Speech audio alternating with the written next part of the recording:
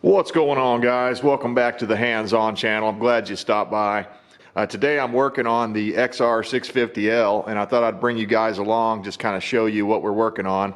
I bought a while back, like 6 months ago, I bought a brand new set of KX high bend, it's Kawasaki high bend handlebars for this motorcycle, and I just haven't got around to putting them on yet.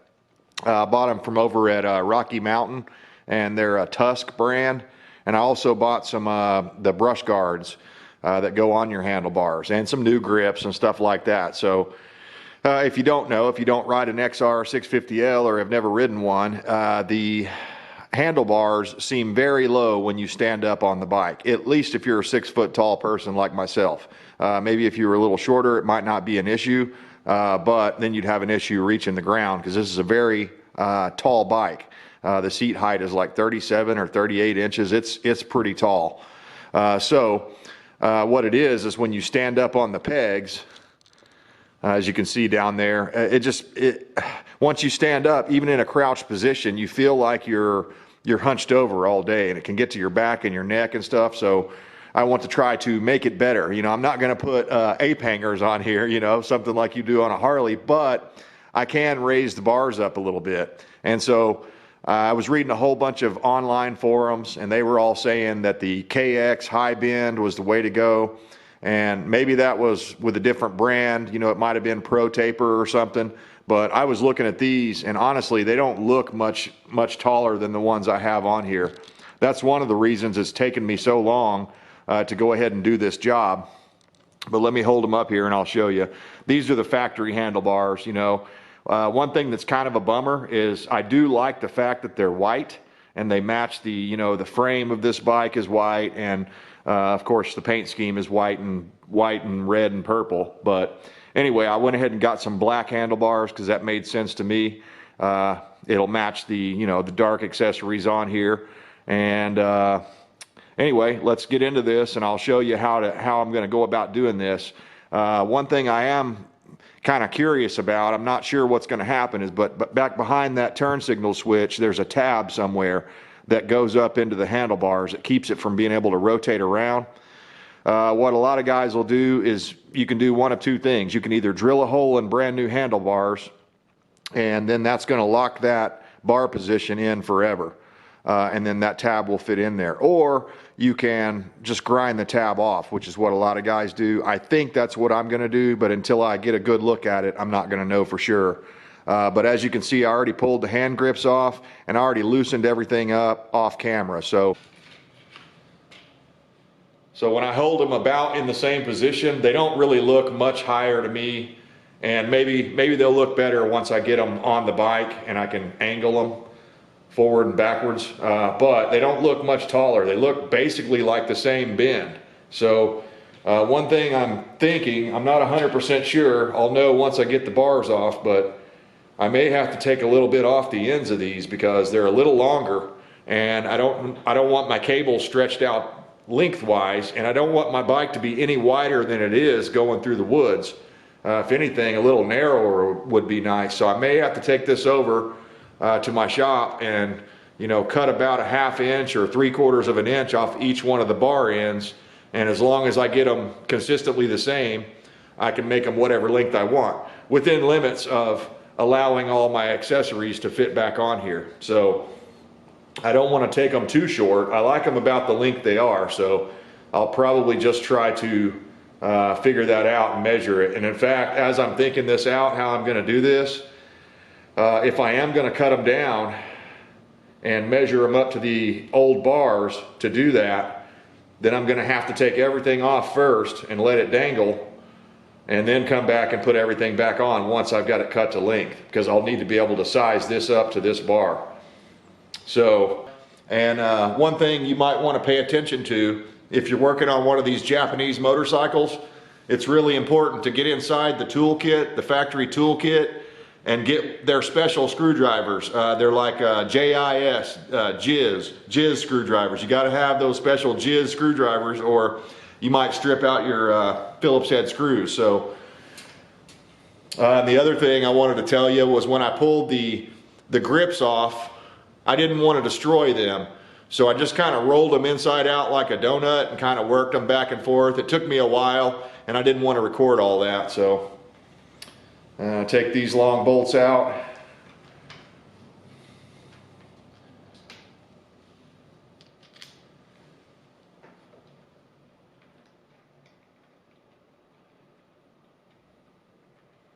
And just because I want to be sure about it, I'm going to set these up the same direction that they came off so that I can put them back on exactly the way they came off.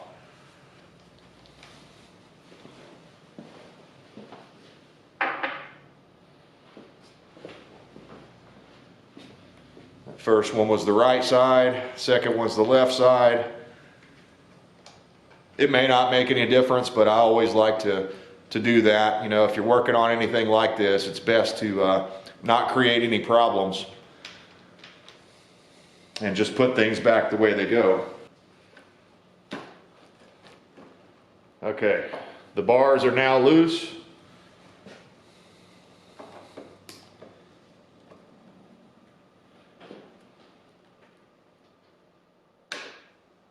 Go ahead and pull that off. And some of this stuff I may have to unclamp it to get it off of here.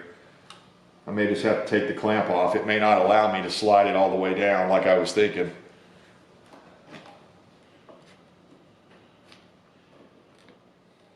Yeah, I think it's best just to take this off. So we'll grab our jizz screwdriver here and just unscrew that.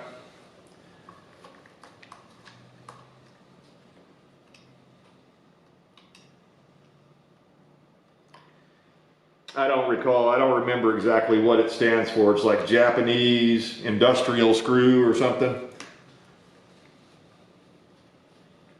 But they're a little bit different, just different enough that from your regular Phillips that it'll screw everything up.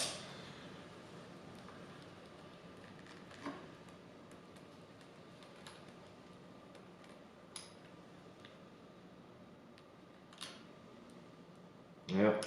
I was trying to not take it all the way out, but it looks like I'm going to have to. Okay, so we'll just take that out and immediately screw it back on loosely.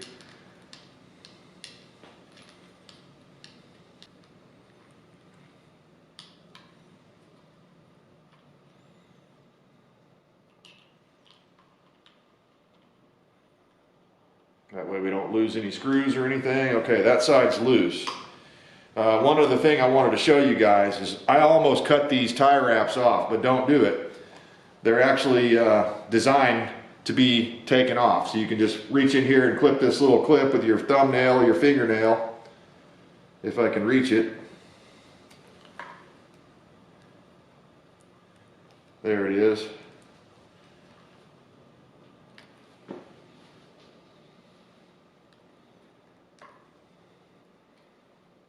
Well, it was easier to get to before I let the bars fall down like that. There we go.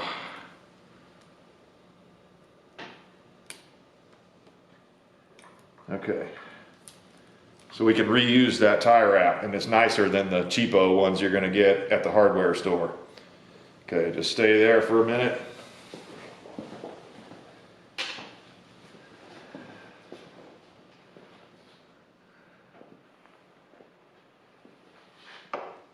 All right, now we should be able to slide this off.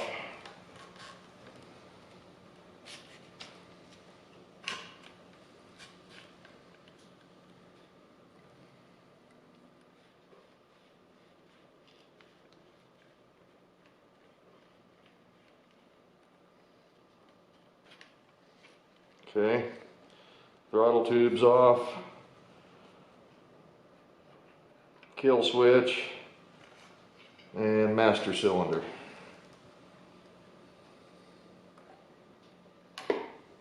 Okay, stay there. All right, not too bad. Now we can really look at these compared close to each other and see what the length difference is. Yeah, they're definitely longer.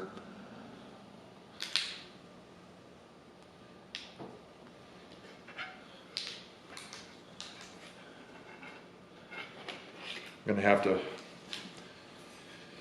probably take about a 1/2 inch to 3/4 of an inch off of each one.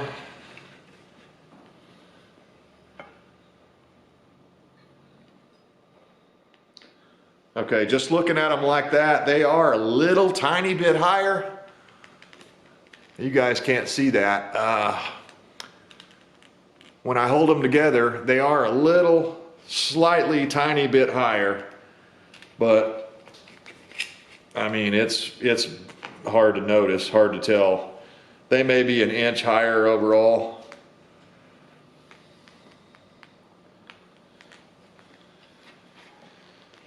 Let me do it this way.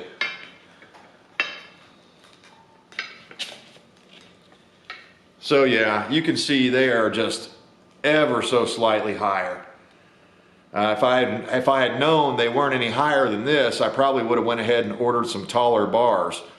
A lot of guys are putting ATV style bars on, and that really raises it up. But I think what I'm going to do is I'm going to go ahead and put these new bars on because they are made of better materials. These are that's a thick aluminum there. Hopefully you can see that. It's kind of dark in here, but they're supposed to be better, you know, for off-roading. And if you do get into a crash, they're stronger in that, you know, they have a little bit more flex, but they'll come back to, you know, their normal shape. They're supposed to be better, so we'll see. It may all just be hype, but anyway, I'm gonna have to cut these down, so we'll turn the camera off until I go over. I'll probably just take a tube cutter. That's my plan, is to take a tubing cutter and cut it off. But if that's too hard, then I may have to use a hacksaw or something like that. All right, we're back, and I've already been working on this off camera, but there's a little nub right here that sticks up. It's made out of plastic. I tried to cut it off with, first I tried a razor blade, and that didn't really work. I tried a pair of pliers, just pulling it and twisting it back and forth. Then finally I got a pair of needle nose, and I was able to nip the majority of it off. But now I'm just gonna take a little round file and smoothen that out a bit, just so that we don't have it sticking out there. But yeah, I was actually expecting it to be a metal tab. I don't know why I had that in my mind, but it turns out it's plastic, so it's no big deal. And honestly, if it sticks out just a tiny bit, it's probably not gonna hurt anything. It'll just help lock everything into position. What I need is my nice, I've got a nice wide file somewhere, but I can't find it. It's a round file, but it's got a wider radius. But anyway, I had to cut the handlebars down, and on my bike I had to cut them down 1 inch on each side, so they were quite a bit wider than the factory bars. And I didn't want that, because when I do woods rides, the last thing I want to do is clip a handlebar on a tree or something. That actually feels pretty good right there. I'm going to go just a little more.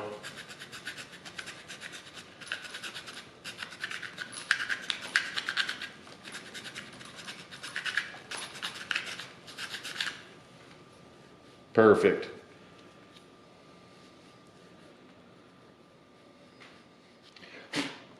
I guess that just locks it into the old handlebars, but we don't have that on the new handlebars, so we don't want that. So what I'm going to go ahead and do is reassemble everything, and then take a hacksaw, because I need someplace stationary to hold this thing still. I'm just going to take a hacksaw and cut that off, because I'm going to need to, so that I can slip the bar ends on there. So trying to keep all of our wires oriented the same way they were as well. But that goes on, then that guy. Then the throttle tube.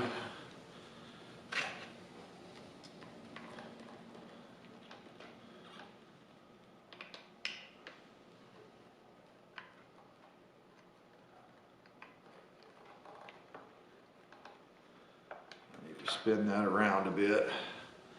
There we go.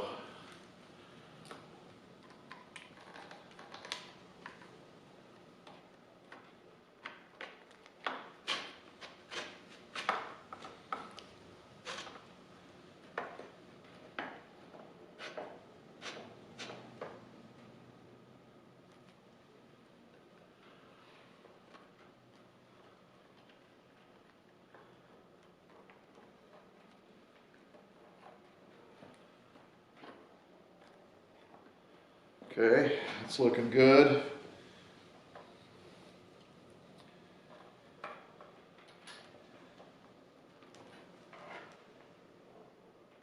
I got to take these 2 screws out over here that I started.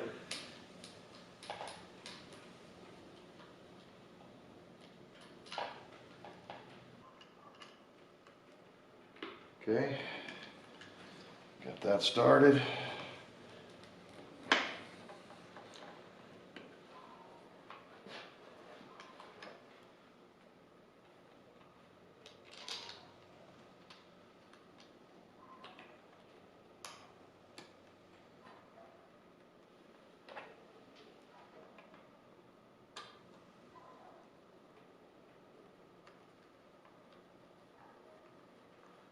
I'm not tightening anything up, just snugging it up right now.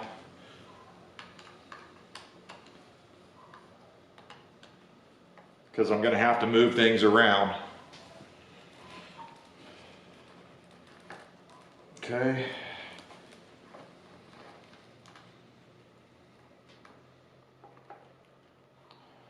Now, this should just fit around.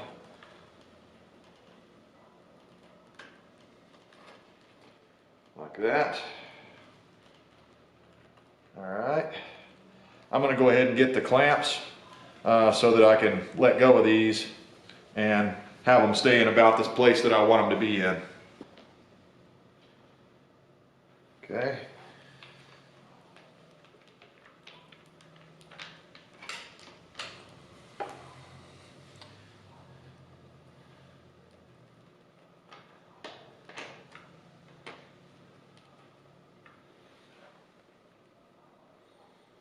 I wasn't anticipating that.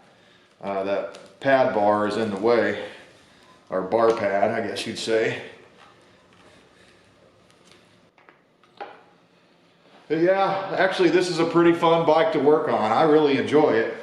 There's a lot of mods that guys do to them, and I've got a lot of plans for just making the motorcycle run a little richer. They claim that these are all lean from the factory, so everything I've read online about the XR650L says that to pass emissions, Honda had to make them really lean. And while they run okay that way, they can run a lot better, and it can be safer for your engine to go ahead and richen them up. And a lot of guys will do what they call the Dave's mod.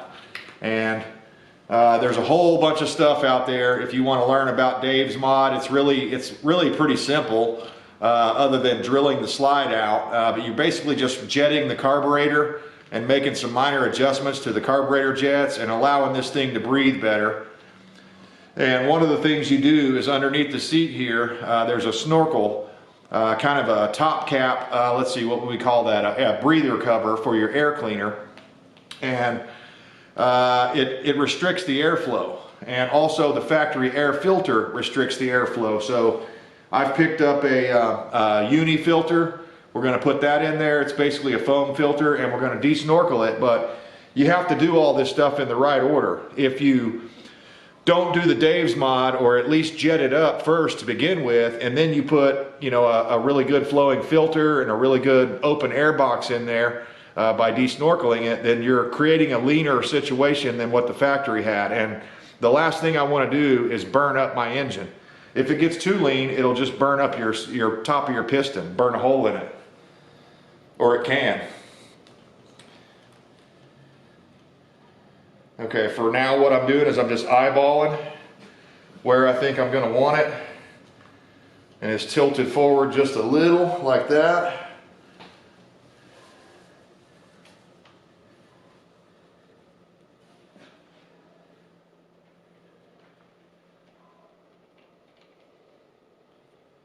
Also, everything else I saw when I was reading this online, they say what you do to tighten these up is you tighten the front bolts first, the top bolts first, and then you come back and you tighten these up, and that will clamp everything down. So I'm going to have to grab a 12 millimeter wrench, because I'm not going to be able to get a socket in there.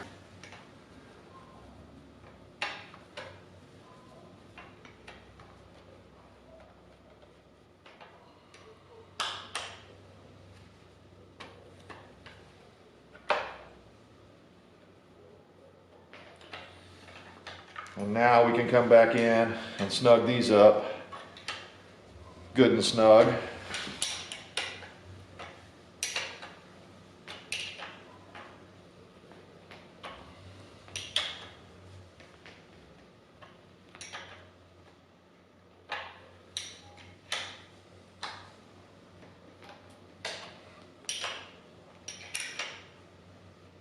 Okay, that feels good.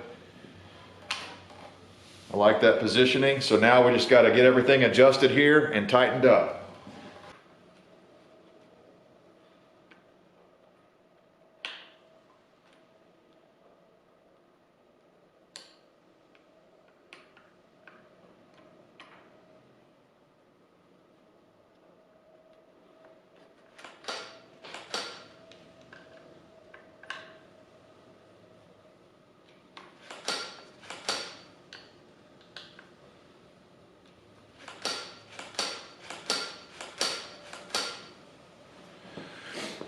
All right, that's looking pretty good. Basically what I'm doing now is I'm just fitting everything up to where I want it to be. So, all right, here we are, the finished product.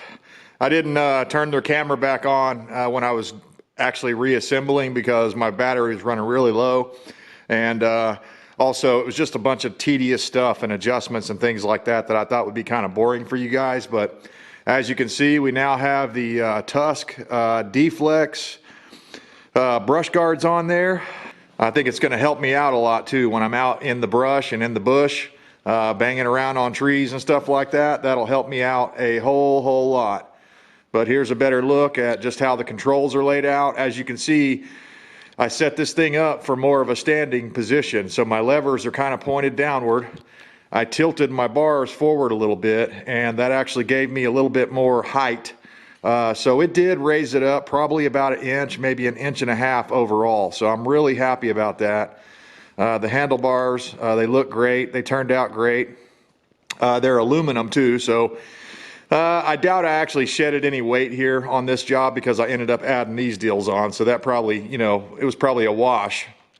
But I think it made my bike stronger. It made it look better. I've got a bar pad now, so if I come down too hard on a jump or something and I hit my chest on that, hopefully it won't knock the wind out of me. But anyway, guys, that's the install. It went pretty easy, other than just being tedious and having to do a lot of little, you know, adjustments and stuff like that to make it work out. But I am really happy with it, so good luck to you guys on your project.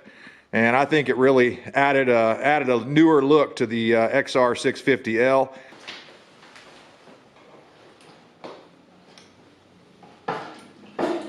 So yeah, before I was, you know, probably down about to right there. And so this makes a big difference. I may still end up putting bar risers on here in the future, but for right now I'm going to try that out because it feels really good. I think that's going to make a big difference on my riding. So anyway, I'm really stoked about that. I appreciate you guys tuning in. Hit the thumbs up if you like it.